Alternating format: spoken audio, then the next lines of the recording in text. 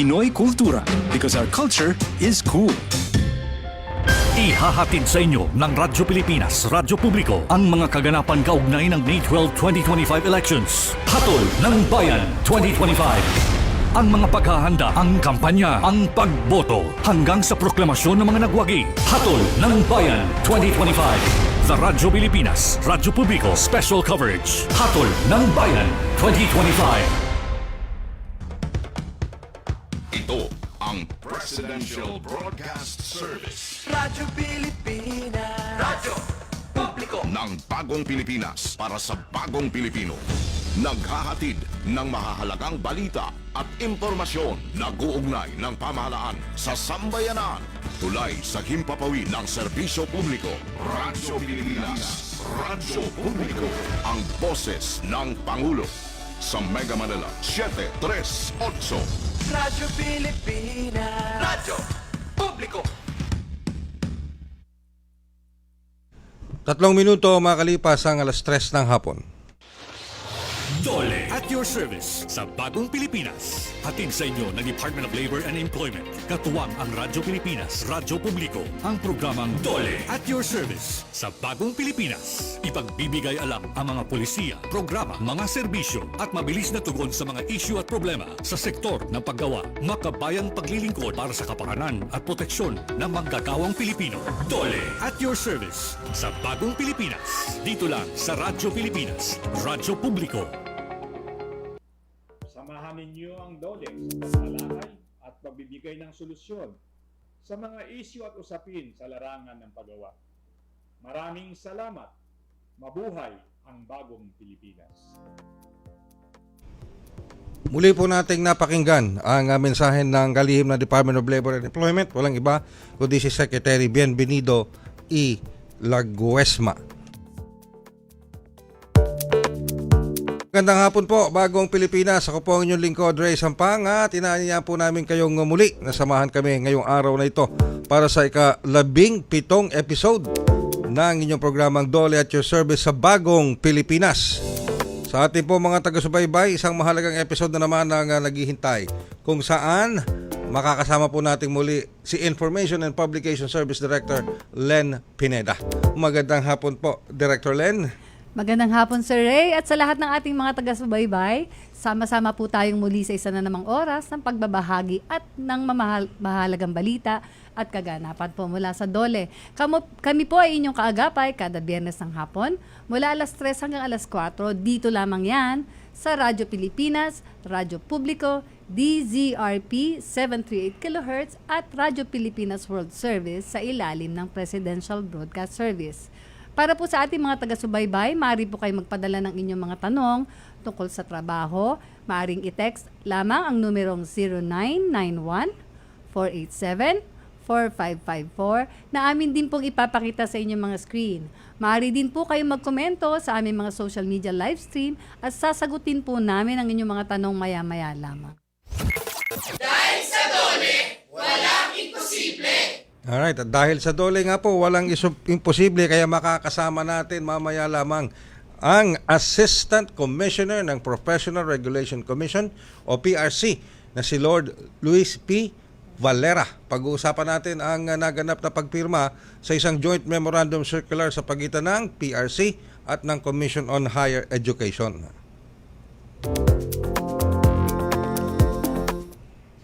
Siguradong makubuluhan talaga, Sir Ray, no, yung malalaman ng ating mga taga-subaybay sa usapin na yan. Pero bago po yung ating talakayan, pakinggan muna po natin ang mga good news tungkol sa paglulunsad ng trabaho para sa Bayan Plan 2025-2034. DOLE, DepDev at DTI inilunsad ang trabaho para sa Bayan Plan 2025 to 2034. Pinangunahan ng Department of Labor and Employment, Department of Economy, Planning and Development o DepDev o dating NEDA at Department of Trade and Industry ang paglulunsad ng trabaho para sa Bayan Plan 2025 to 2034 noong May 5. Layunin ng TPB plan na palakasin at gawing mas matatag ang labor market sa loob ng 10 taon dahil sakop nito ang short-term, medium-term at long-term plans ng pamahalaan patungkol sa trabaho. Tinatalakay ng plano ang mga pangunahing hamon sa trabaho tulad ng job skills mismatch, epekto ng teknolohiya, climate change at labor migration. Ayon kay DOLE Secretary Bienvenido Laguesma, ang plano ay nagdalatag ng mga estratehiya para tugunan ang unemployment ng kabataan, job security, digital disruptions at reintegration ng mga OFW. Dumalo rin sa seremonya sina DepDev Yusek Rosemary Edilion, DTI ASEC Naila Riza Bautista at Senator Joel Villanueva na siyang pangunahing may akda ng Trabaho para sa Bayan Act.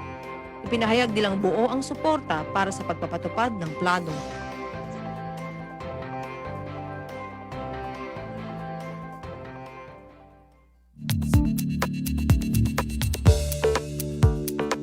Nako, napakagandang balita nga niyan. Ano po napanood natin, Ma'am Len, nakakatuwang malaman na ang ginagawang pagtutulungan ng iba't ibang ahensya ng gobyerno para patatagin ang labor market sa bansa sa loob ng 10 taon. Yes, tama ka dyan, Sir Ray. Kasi marami pa rin po tayong malalaman na mahalagang impormasyon ngayon, no, sa programa natin ngayong hapon.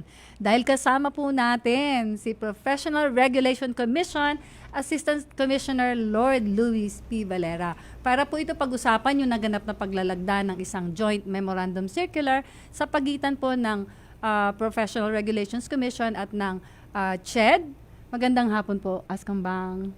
Magandang hapon, Direk Len. Magandang hapon, Sir Ray. At magandang hapon sa ating mga tigapanood at tigapakinig sa ating program. Yes, indeed, a pleasure na makasama natin ano po ang ating PRC Assistant Commissioner Valera dito sa ating programa ngayong araw na ito dito sa DOLE at your service. Okay. Pero saan po ba itong naganap na may signing kasi no? Saan po ba naganap itong signing ng isang joint memorandum circular o JMC sa pagitan ng PRC at ng CHED kasama si Pangulong Marcos Jr. Assistant Commissioner? Yung paglalagda, Sir Ray, ay nangyari mismo sa palasyo. Ito'y dinaluan din ng mga iba't ibang representante ng mga partner agencies natin, kamukha of course ni CHED, EDCOM at marami pang iba. Andun din ang ating mga butihing senador na tumulong sa atin at nagbigay ng mga guidance at direktiba sa atin kung bakit nangyari itong joint memorandum circular na ito. Actually, Sir Ray, nandun din ako eh. Uy, talaga naman ha. Okay. Yes. Okay. Si Direk Len, kaya pala hindi ko siya nakasama nung isang episode. So, although nandun ako, Sir Ray, hindi ko pa din alam yung talagang layunin ng nasabing paglalagda. So, ask ko bang, ano po ba yung ano po ba talaga yung layunin ng na yan, ng signing po ng JMC? Well, Direk Len, siguro sa madaling salita, si JMC, ito'y nagpapalakas ng ugnayan o yung kooperasyon ng dalawang komisyon, si PRC at si CHED. Ito'y nangyari dahil nga, kamukha ng binanggit ko kanina, merong direktiba ang ating mga butihing senador at ang ating partner na EDCOM kung saan pagkatapos ng kanilang pag-aaral, meron silang nakita na dapat ayusin or gaps na tinatawag nila, gaps na dapat i-bridge o kaya i-fill in. So, yun basically or essentially ang purpose nung JMC, Direk Len. Okay. So may nabanggit kayo to fill in the gaps. Ano po? So pag sinabi natin fill in the gaps, may mga features na tinitignan po dito. Okay? Ay ano po yung mga key features na nakasaad dito sa nasabing JMC? At ano po sa tingin niyo yung magandang impact ng nasabing joint memorandum circular sa mga mag-aaral bukod po sa mga guro? Thank you, Sir Ray. Well, kung tutukuyin natin yung feature ng JMC, meron tayong tinutukoy na konsepto na differentiation and proper placement. Sa pag-aaral kasi pag-aaral ng EDCOM, ang isa sa napansin nila ay parabang yung mga examinees natin, parabang sila'y ina-assess sa isang aspeto ng kanilang profesyon na hindi naman doon sila at train or inihanda. Siguro para mas madaling maintindihan, meron kasing mga undertaking or engagements ng ating mga guro ngayon, pero hindi pa siya tinutukoy na specialization o kaya definitive aspect ng ating licensure examination. Kung mababanggit ko na, ito yung early childhood education at saka special needs education. So, kung itatanong naman, so ibig ba sabihin walang mga tanong, yung current examination ngayon, licensure examination, hindi ba niya ina-address yung competency na iyon? Ang sagot ay oo, ina-address niya.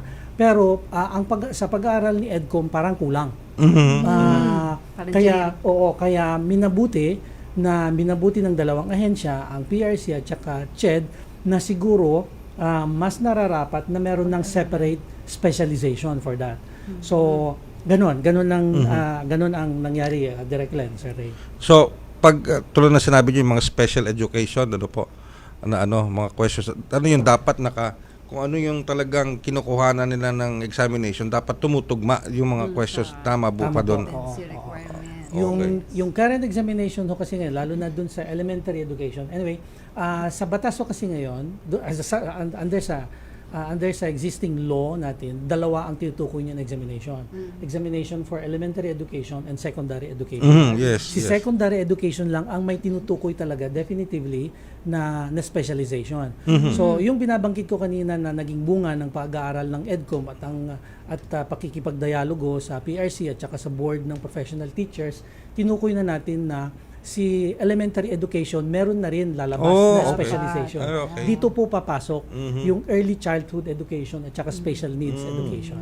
Tama, kasi ang secondary education, yung mga gumagraduate ng education courses, secondary, nagme-major yan. Major in English, major in history, Filipino, major in English yung kinuha ko noon. Nung nagtapos ako ng secondary education.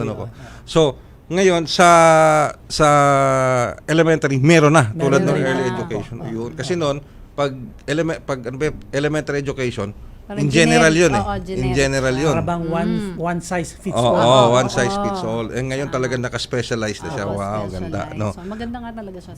Alright. Ano pa po yung mga components ng licensure examination na nakasaad sa JMC? Well, bukod dun sa binanggit mo nga kanina na tinukoy na natin na specialization, yung specialization for secondary education, inayos din natin yon. Kasi currently, meron tayo, di ba, yung mga subjects like Filipino, Math, Social Studies, Science, and then yung MAPE. So, parang break down ho natin din yon. The same logic as we have applied dun sa elementary education.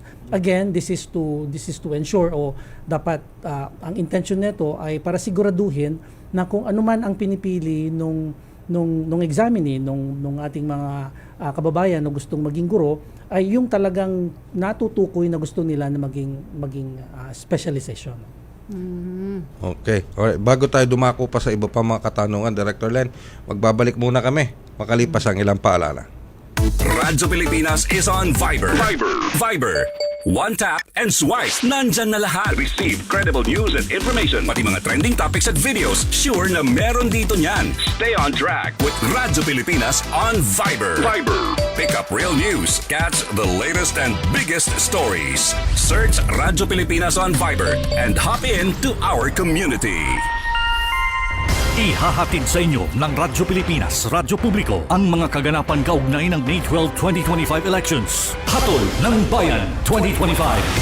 Ang mga paghahanda, ang kampanya, ang pagboto, hanggang sa proklamasyon ng mga nagwagi. Hatol ng Bayan 2025. The Radyo Pilipinas, Radyo Publiko Special Coverage. Hatol ng Bayan 2025. Radyo Publiko Serbisyo Pangbayang Mahal News Nationwide. Balitang pambansa. Sa ulo ng ating Pinakamalawak na pagbabalita. ang radyo ng Pilipinas.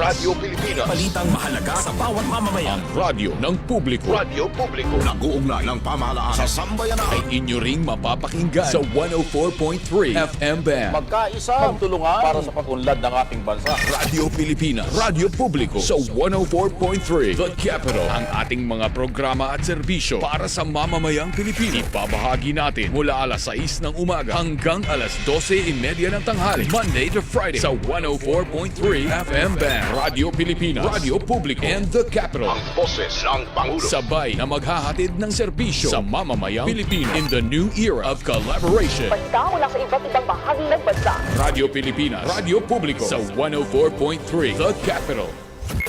Dahil sa Dole, walang imposible. 17 minuto makalipas ang alas 3 ng hapon. Okay, so nagbabalik po tayo sa Dole at your service sa Bagong Pilipinas. Sir Ray, nabanggit ni Ascom Bang kanina yung mga magiging changes dun Yes. sa yung mga features nung nung JMC. Question naman po, Ascom Bang, yun po bang mga features na yan, meron po ba siyang ilalagay na pagbabago o meron po ba siyang magiging pagbabago sa mga magaganap na pag-conduct po ng mga licensure exam ng mga teachers? Well, Direk Len, kung ang tutukuyin natin dito ay yung aming internal processes, wala masyado. Kasi dapat ganun pa rin yung sense of security niya, yung integrity, and then yung mga protocol na sinusundan natin para masigurado yung integridad ng edukasyon ng examination, ganun pa rin. Pero doon naman sa aspeto sa aspeto ng aplikante, meron konting pagbabago. Kasi 'di ba kung pwede kong banggitin, ang ating mga proseso ngayon kasi online na. So Yes. kung dati kung elementary education ka, isa lang, dalawang subjects lang or dalawa lang ang ititik mo na kukuhanin mo na exam, ibig sabihin Prof Ed and Gen Ed, ngayon pipiliin mo na rin, tutukuyin mo na rin yung specialization na gusto mo. Ganon. And of course, sa amin din, we will make sure na yung sistema natin is configured para kahit yung mga graduate ng lumang curriculum at saka yung bagong curriculum kung saan meron natong mga specialization na ito at pati kung ikaw ay first timer or repeater ay pwede ka pa rin kumuha ng exam. Ayun, okay. So, sir, madadagdagan daw yung exam. May dagdag po ba yung bayad no? Yun okay. Sige. May dagdag po ba? Ang magandang balita, wala. Good news sa mga wala, teachers. wala. Diba? Oo, Yung wala. specialization nyo, walang bayad. Walang bayad. Walang bayad yung specialization, walang bayad. Okay. Pero pati kasama na po doon yung SPED, ano po, Ascom? Ito po yung special need sa education na tinutukoy natin sa rin. Yun. Kasi meron ding sa parang sariling special delivery na education pag pinag-uusapan ng SPED, no. Tama Okay. po yun. Sige. Sa tingin niyo po ba anong magiging impact nitong JMC sa mga mag-aaral bukod sa mga teachers? Kasi siyempre, yung pang mga estudyante, we're preparing them to become teachers in the future. Ano po ba ang magiging epekto nito sa kanila? Kung meron man. Well, unang-una, Ray, kasi 'di ba magiging mas focus na yung assessment mechanism kasi lalo na dun sa elementary education, si guro mas mabibigyan emphasis na yung kanyang tinutukoy na specialization. At favorite. Yun, una yun. subject. So si estudyante naman, siyempre makikinabang din siya or meron ding benefit na mag-accrue sa kanya kasi yung magtuturo ngayon sa kanya talagang na-assess na siya doon sa pangangailangan niya. Hindi kamukha dati na 'di ba yung sinabi natin kanina na one size fits all ang prinsipyo na parang sinusunod for elementary education. Ngayon, ang magtuturo doon sa estudyante sa early childhood, talagang nasanay na-train at na-examine para doon sa specialization na yon. Kung ikaw naman ay may special needs, ganun din. So, hindi yung regular na elementary teacher na ang magtuturo doon sa estudyante na merong special needs. Kumbaga sa level of competency, Sir Ray, mas mataas na. Kasi talagang yung kanyang kaalaman pagdating dun sa aspetong yon na ano na ng PRC, nasala na ng PRC. Kasi iba talaga sa mga special needs talaga, kinakailangan mo nakatutok talaga. May techniques, may mga approach. Hindi yung simple deduction induction methods yan. Maraming methodology ginagamit pagdating sa pagtuturo. Alright. Pero siguro po matanong ko lang kailan po mai-implement itong mga nakasaad sa nasabing JMC? Well, Sir, nung ibinigay sa amin yung direktiba na yan at nung pinirmahan na yung JMC, ang tinukoy na rollout or implementasyon ay yung licensure examination namin sa September. Medyo mahirap yun kasi medyo malapit na at madami pang mga adjustments na kailangan gawin, pero ang komisyon naman, ang ating chairperson, si Attorney Zamora, nagbigay talaga ng direktiba sa board at saka yung mga opisina sa aming tanggapan na in charge diyan sa trabaho na yan, na mag-establish ng timeline para masigurado na by September ay ma-deploy, ma-implement na siya. Okay, Director Len.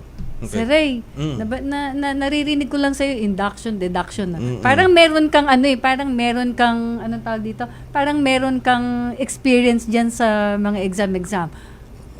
Kasi nung by profession, licensed teacher ako, secondary, okay. Kumbaga tinuruan ko noon high school students, no. Okay, so yung mga tinuturo yan, yung mga methods of teaching, maraming iba't iba. Gumagawa ka ng lesson plan, etc. Ano. Kaya nga nung sinabi ni ASCOM na special needs, may ibang may mga ibang aspeto, may ibang requirements, may ibang methods na ginagamit. Hindi katulad ng ordinary na high school teacher na nagtuturo sa English, ganito, Pilipino, iba sila. Kaya natanong ko rin kanina, yung SPED, kasi yung isa yun sa mga nangangailangan ng mga special requirements sa pagtuturo, yung special, okay. Okay. So bukod po dun sa mga nabanggit natin, no, at nabanggit din po ng Pangulong Ferdinand Marcos Jr., Sir ASCOM Bang, yung Continuing Professional Development Act. So paano po kaya natin maiuugnay ito dun sa JMC? Well, unang-una, Direct Len, kung diba, ang sabi natin akma at nakakapagbigay ng kaunlaran sa ating mga guro ang tama na continuing professional development. Kung doon sa kaunlaran, masisigurado natin na ibinibigay ng CPD ito sa ating mga guro dahil kung mababanggit ko, ang ating mga CPD programs kasi at ang ating mga CPD providers, ina-accredit din yan ng Council. Yung Council, by the way, yung CPD Council, by the way, is composed of representatives from the board, nung profession na yon, representatives from the academe, at representatives from the professional association. So, bago ang isang CPD program ay pwedeng i-implement, dapat na-accredit din 'yon. So, bago i-accredit ni Council yun, inaaral niya yung program design niya.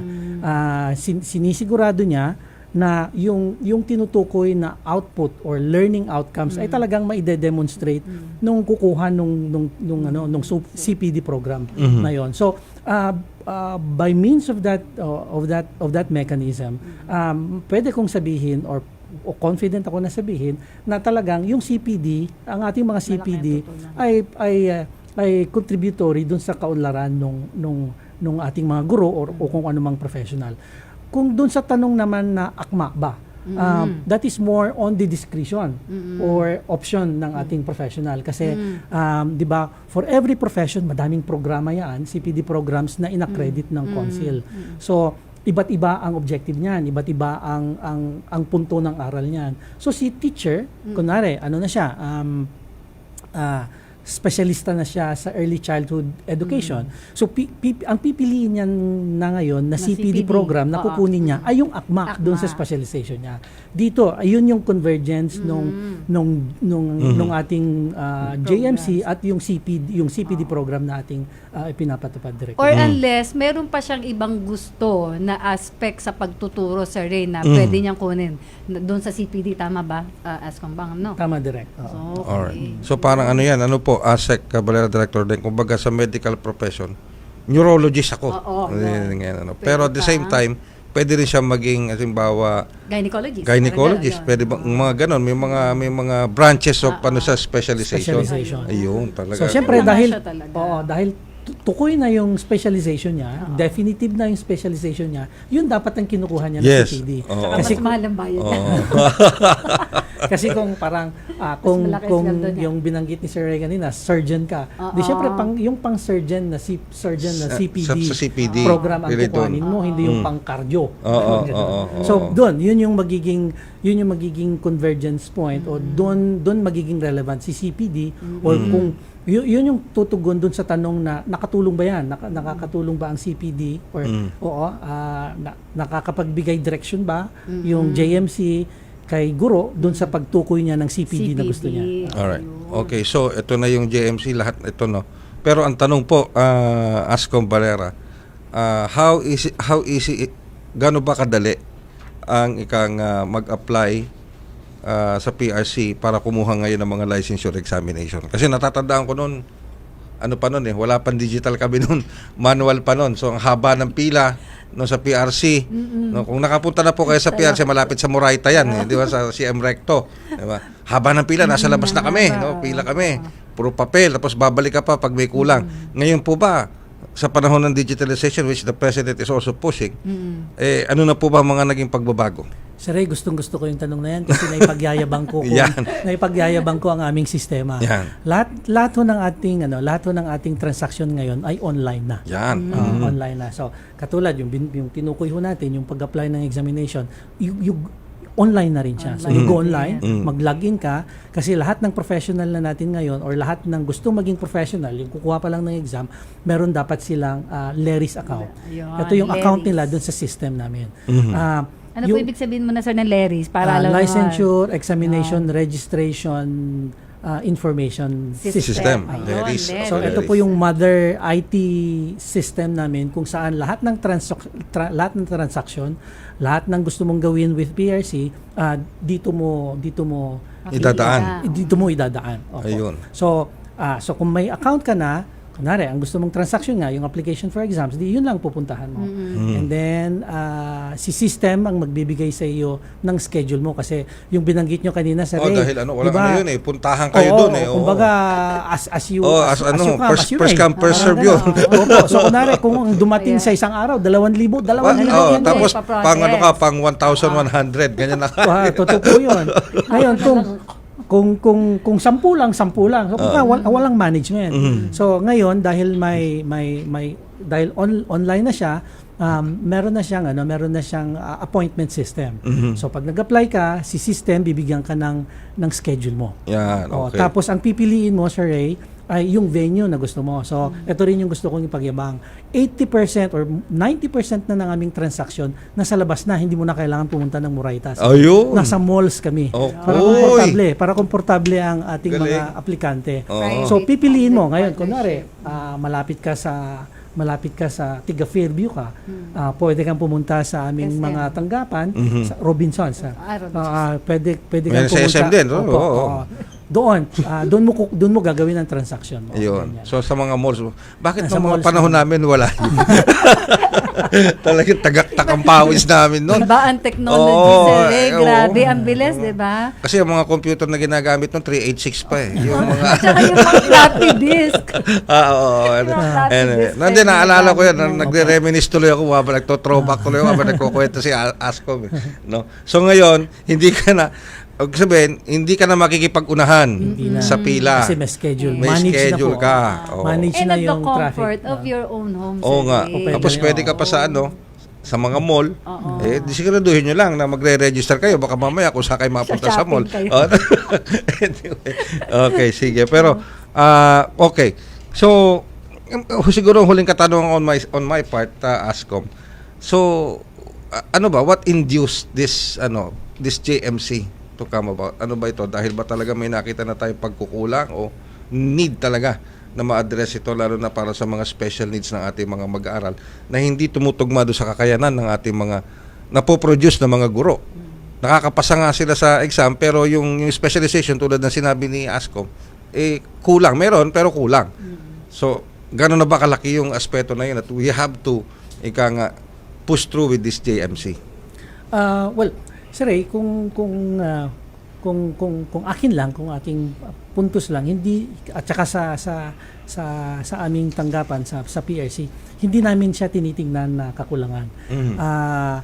Ito na nakita ito dahil dun sa okasyon na, 'di ba, dapat ganun tayo we are not supposed to to sit on our systems, to sit part on that. our processes, ganyan. Dapat tuloy-tuloy na tinitingnan natin kung saan natin pwedeng gawin mas maigi, mas mapaganda, ganyan. So in that occasion, Sir Ray, nakita nga, natukoy na oo, dumadami na rin yung mga guro na ito ang pinipili na specialization. So nararapat lang naman na dapat meron silang separate assessment mechanism o kaya specialization exams for that particular specialization. At malaking bagay na partner natin si EDCOM, kasi si EDCOM ito naman talaga ang mandato niya. Tinitingnan niya kung saan dapat kung saan dapat nilulugar o saan dapat merong policy intervention, saan ang improvement, ganyan. So dahil dun sa partnership na yon, si Ray, Direct Len, na natukoy ito. At para masigurado na magampanan ito, magawa ito kahit hindi pa nababago yung batas, kasi yun kasi ang parang naging handicap natin nung gusto natin gawin itong mga bagay na ito eh. Kasi yung batas, dalawa lang ang tinutukoy niya na exams. So hindi mo naman pwedeng basta di ba, babaliin yun. So yun, dahil kay EDCOM, madaming dialogo na nangyari, and then nagbigay din sila ng mga guidance, and then yun din yung binanggit natin kanina na direktiba ng ating mga butihing senador na meron concern sa mga itong mga bagay na ito. So nangyari po yung JMC. Yun. May huling katanungan na lang ako kay Asko. Sige po. Paano daw po yung mga hindi pa nakakapagpa-renew ng lisensya? Matagal na, mga Si Sir Ray. 3 to 5 years na hindi nakakapagpa-renew ng lisensya. Wala pong problema yun. Online din ba? Pwede? Opo. Oh, ayun. Oo. Yung binanggit ko po kanina, yung ipinagyabang ko po kanina na proseso namin na madali na. Larry, Sir Ray, Regardless Larry. po kung matagal na kayong hindi nakapag-renew or hindi naman, ganun din po ang proseso niya. Yun. You go online, madali lang ho yun. Mas mahirap pang mag-Facebook kaysa mag-online sa aming sistema. Yun, pati pagbayad, online na rin po. Sir. Ayun, okay. So hindi na kinakailangan mag-retake ng exam. Ay, wala hong ganun. Wala na. Ganun. Salamat po. Ayan. So, Okay, ganda Director nung Len. Oo. Sir Ray, Oo. Escom Bang. Kumbaga, itong mga developments na to, it will make us at par also, no? Doon sa mga neighboring countries natin. Yes. Kasi ang education talaga, alam mo yun, malaki talagang aspeto. Siya yung isa sa mga aspeto na tinitingnan din, no? Oo. Ng mga gustong mag-invest sa atin. And yung pong pagsasama-sama at pagko-complement ng bawat agency sa isa't isa pagdating sa mga ganitong klase ng mga move or mga proyekto o programa ng gobyerno, napakalaking bagay po talaga para sa ating lahat. Lalo pa ngayon, Director Len, di ba naglalabasan yung ibang mga resulta ng mga survey sa mga quality ng mga ng estudyante natin. So, the more na kinakailangan. Kasi syempre, yung quality ng estudyante will also depend on how the teachers, the mentors will deliver the subject na pag-aaralan nila. Hindi lang yung tulad nga nung isang pag-aaral, marunong ang magbasa, marunong magsulat, pero pagdating sa comprehension, medyo kulang sa comprehension. Doon minsan pumapasok yung mga special education, yung mga special education teachers. Doon minsan talaga, doon sila pumapasok. No? Maganda talaga, Sir Ray, yun nga, yung pag ng mga ahensya, no? Hiramin ko lang yung ni Sec Laguesma during his speech doon sa Malacanang. Sabi niya, we in the government are not only listening but also acting in unison. So ibig sabihin, we complement one another para ibigay yung dapat na maibigay natin na pagbabago sa mga tao at sa mga ito sa GMC, sa mga guro or sa mga teachers, and para na din sa mga estudyante para siguro mag-level up.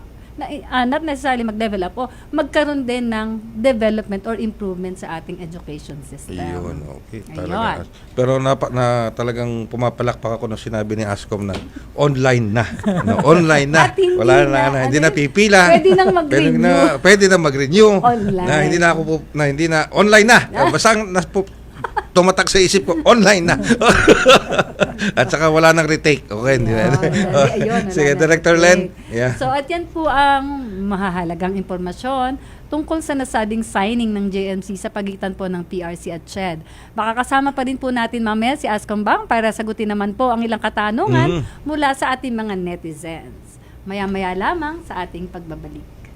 This is a public service announcement. Discipline is the key. Umiwas sa aksidente sa daan. Ang pagmamaneho ay may kaakibat na responsibilidad. Hindi basta mapaandar lang ang sasakyan. Kilatisin ang sarili, ang kahandaan sa manibela. Siguruhing inyong konsentrasyon ay hindi magagambala. Importante rin na ating laging isipin, init ng ulo ay huwag pairalin. Bagkus, kaligtasan ng lahat ang siyang dapat unahin. Isang mahalagang paalala mula sa Presidential Broadcast Service at Radyo Pilipinas, Radyo Publiko, 738. This is a public service announcement. Public service announcement from PBS, Presidential Broadcast Service at Radyo Pilipinas, Radyo Publiko, 738. Ihahatid sa inyo ng Radyo Pilipinas, Radyo Publiko ang mga kaganapan kaugnay ng May 12, 2025 elections. Hatol ng Bayan 2025. Ang mga paghahanda, ang kampanya, ang pagboto, hanggang sa proklamasyon ng mga nagwagi. Hatol ng Bayan 2025. The Radyo Pilipinas, Radyo Publiko, Special Coverage. Hatol ng Bayan 2025. Balita, laging totoo. Impormasyon, detalyado at kumpleto. Serbisyo, tapat para sa bayan.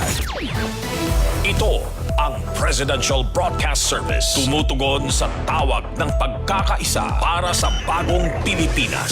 Bagong Pilipinas. Tapat sa pag-uulat. Radyo Pilipinas 1. Radyo Pilipinas 738 AM. Dole at your service sa bagong Pilipinas. Tanong sa trabaho. Idole mo.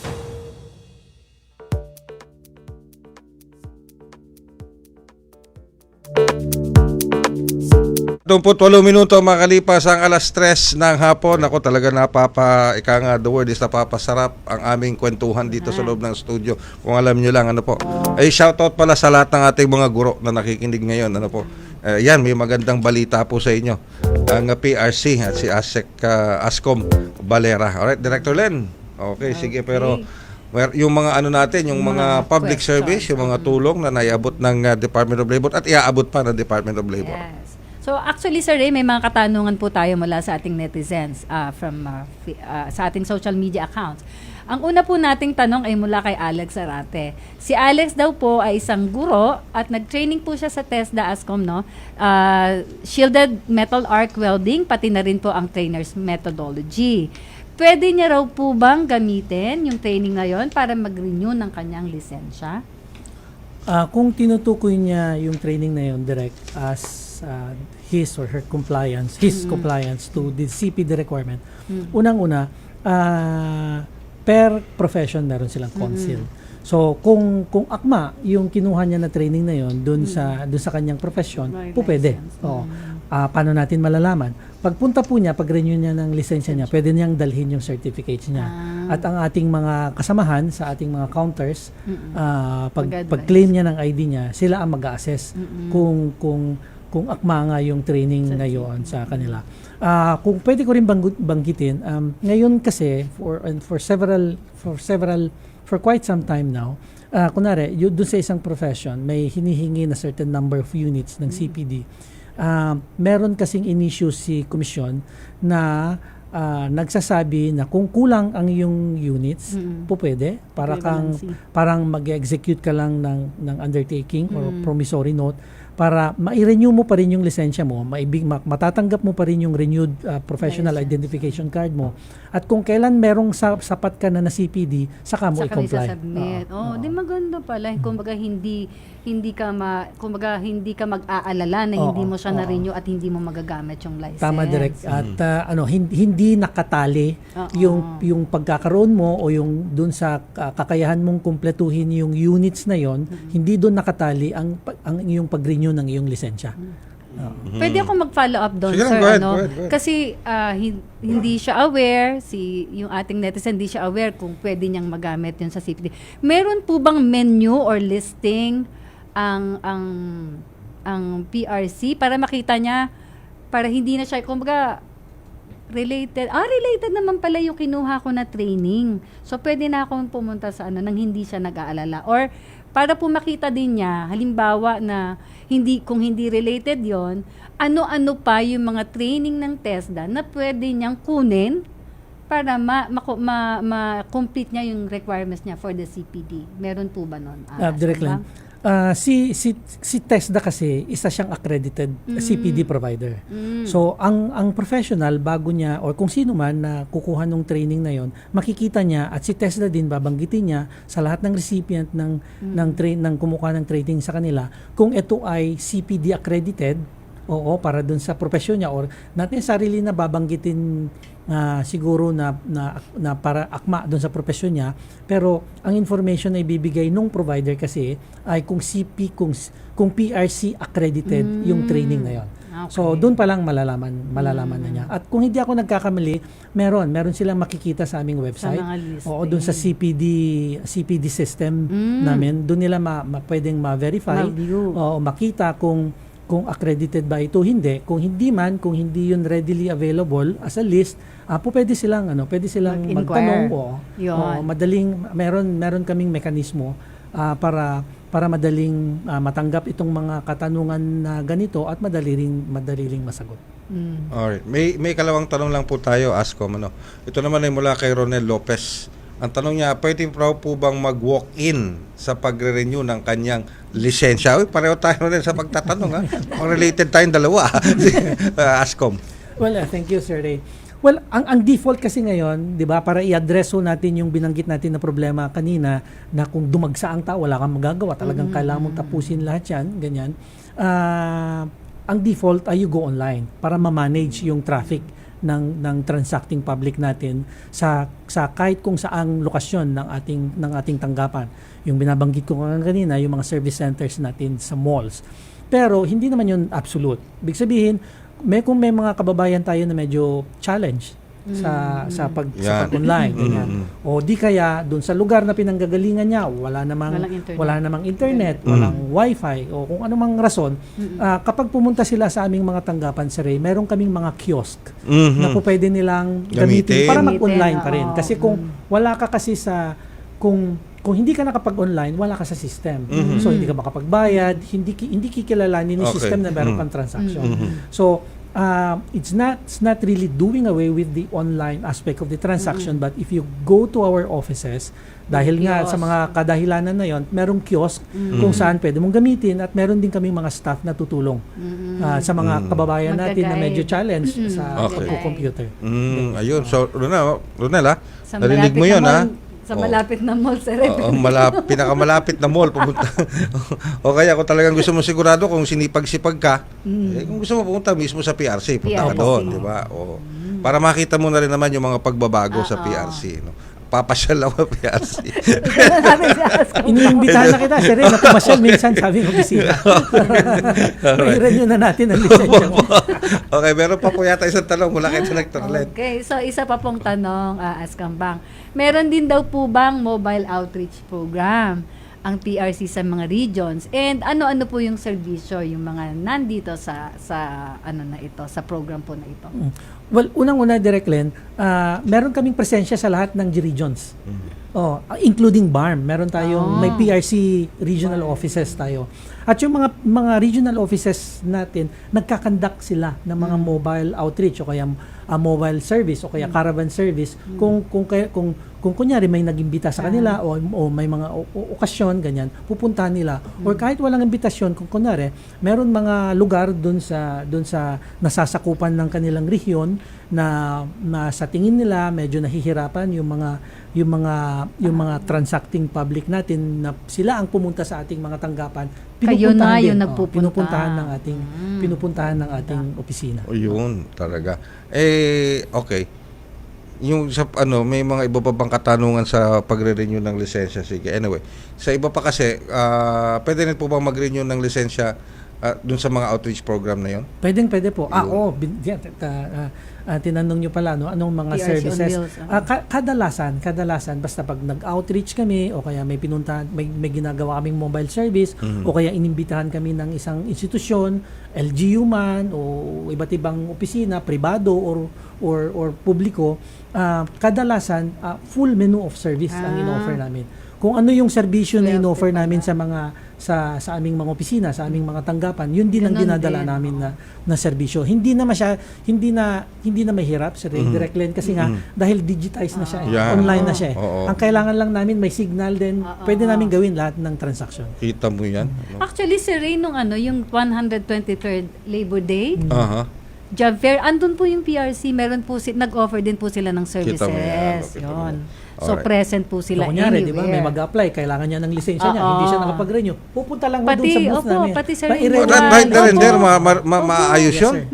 May printer kayo, sir, din doon. Tama, Bakit di ako nagpunta doon? Para sayang, sana nakita mo din sana. Sana umattend ako ng Labor Day job fair. Employed ka naman daw kasi, sir.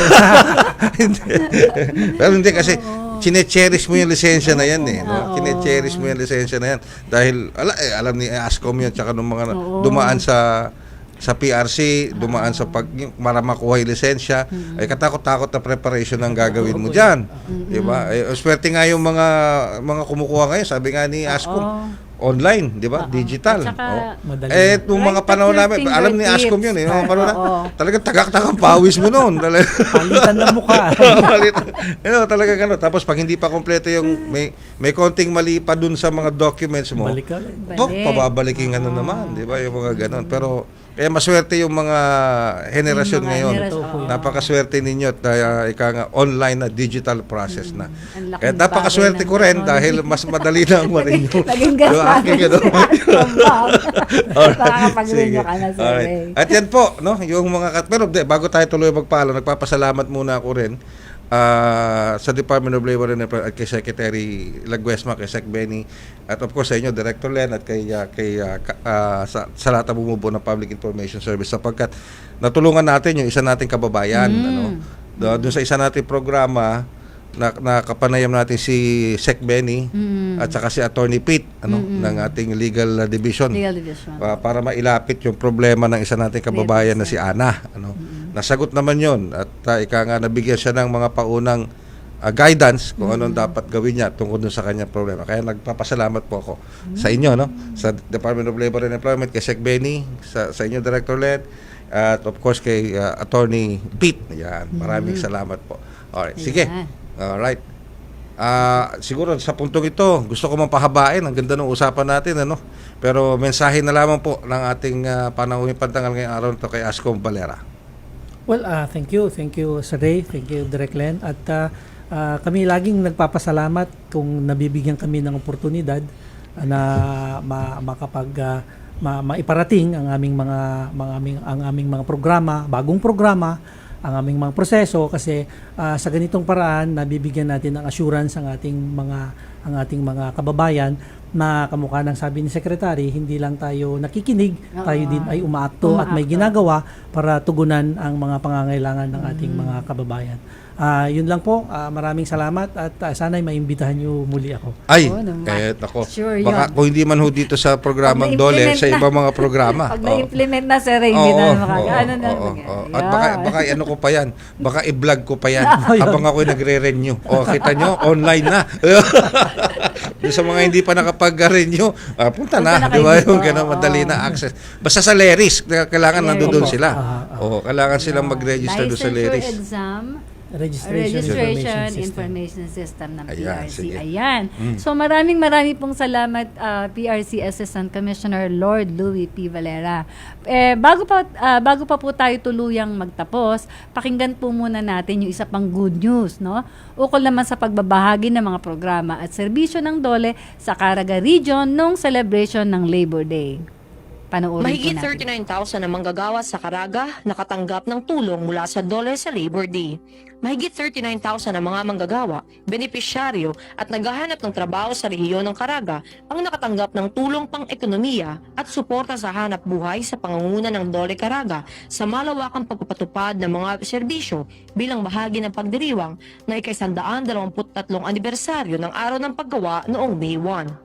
Matagumpay na nagsagawa ang DOLE Caraga ng iba't ibang aktibidad tulad ng job fair, tulong panghanap buhay para sa ating disadvantaged workers o TUPAD, payout, pamamahagi ng pangkabuhayan, pagbibigay ng sahod sa mga intern ng Government Internship Program, kadiwa ng Pangulo, at pagbibigay ng iba pang mahahalagang serbisyo ng gobyerno. Ang pangunahing tampok ng pagdiriwang ay ang Labor Day Job Fair na nagbigay ng mas malapit na oportunidad sa trabaho para sa mga walang hanap buhay. Sa 822 na rehistradong aplikante, 271 ang agarang natanggap sa trabaho na nagresulta sa 33% na placement rate. Nagbigay din ang DOLE ng sahod para sa 37,248 na benepisyaryo ng TUPAD na umabot sa mahigit 168.5 milyong piso para sa kanilang pansamantalang trabaho sa loob ng 10 hanggang 15 araw.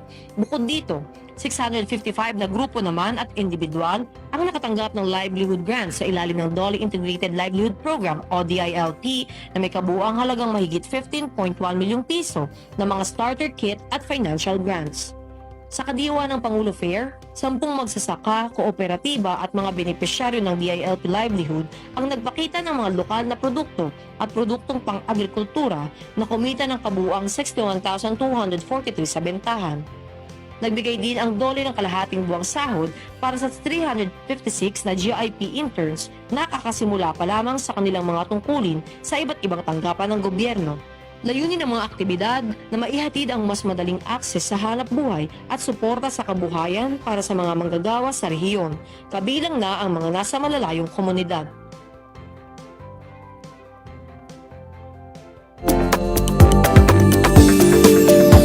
Alright. Yan po yung magandang balita na may kinalaman dito sa pagdaraos ng ating job fair.